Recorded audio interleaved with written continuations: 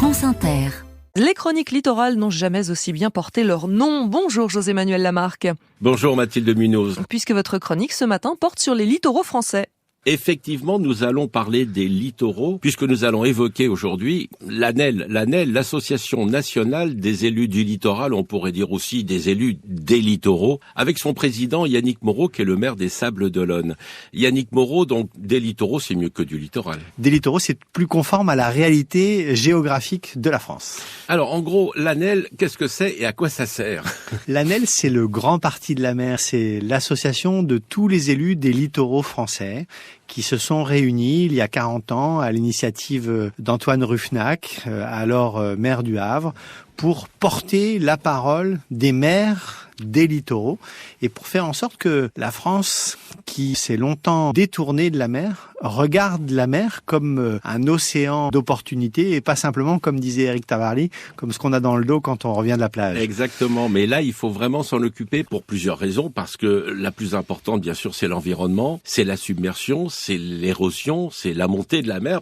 On parle de 2100 mais on va se reporter à 2050. Toutes les modélisations aujourd'hui, il faut les revoir parce que ça va beaucoup plus vite qu'on croit. C'est exactement ça. C'est-à-dire que beaucoup de nos concitoyens imaginent le changement climatique comme un phénomène potentiel, réel, futur. Mais c'est déjà une réalité d'aujourd'hui sur le littoral français, sur les littoraux de France, hexagonale et ultramarine. La mer monte, les communes de nos littoraux sont en première ligne du changement climatique parce qu'elles doivent anticiper et repenser complètement leur modèle et leur avenir en fonction de ces données nouvelles. La mer monte et donc le territoire des communes littorales est en train de se rétrécir. Ça brûle, c'est maintenant. C'est maintenant, ça a déjà commencé. Alors pour l'instant, c'est encore un peu imperceptible parce qu'on parle d'1 centimètre de plus par an, et l'unité de mesure risque de changer. Oui. Et les maires sont en première ligne, non seulement du changement climatique, mais de l'anticipation d'une vie durable sur les littoraux français. C'est passionnant. Oui, passionnant, mais avec un autre facteur aussi humain. La façade atlantique, de Dunkerque jusqu'à Randal, beaucoup de citadins, donc beaucoup de Parisiens sont venus s'installer. Il y a un tropisme littoral en France qui s'est effectivement accéléré. Ça touche pas que l'Atlantique, ça touche la Manche, la Méditerranée, les îles. La difficulté que ça pose, c'est d'abord notre territoire, je l'ai dit, se rétrécit. Ensuite, ça fait monter l'immobilier et ça rend de plus en plus difficile la vie pour les gens qui sont nés sur le bord de la mer. Exactement. Pour pouvoir accéder à un logement. Et la mer monte.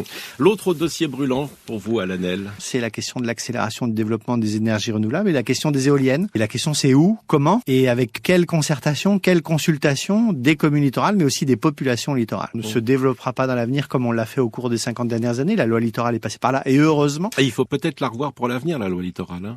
Évidemment, si le territoire se rétrécit, si on a besoin de produire des énergies renouvelables sur le bord de la mer, il est possible que certaines dispositions ne soient pas compatibles. Et nous, on a un sujet, c'est le sujet des paysages, parce que l'économie de nos littoraux, elle est assez largement basée sur l'économie touristique, qui elle-même est assez largement basée sur le rêve. Mais le troisième sujet dont il faut absolument parler et tirer la sonnette d'alarme, ce sont nos territoires d'outre-mer. Parce que là-bas, il y a vraiment le feu. Et ils ont besoin vraiment d'être aidés. Non seulement la France doit se tourner vers la mer, mais surtout la France doit regarder son outre-mer et prendre ses responsabilités en soutien de nos compatriotes ultramarins, sur les îles desquelles se concentrent tous les enjeux, encore plus que sur les littoraux de l'Hexagone. L'État français doit être vraiment solidaire de ces populations. On se gargarise souvent du 2e espace maritime mondial, mais ça n'est rien sans la solidarité entre les populations de l'Hexagone et nos amis d'outre-mer. Ce sont nos compatriotes du bout du monde.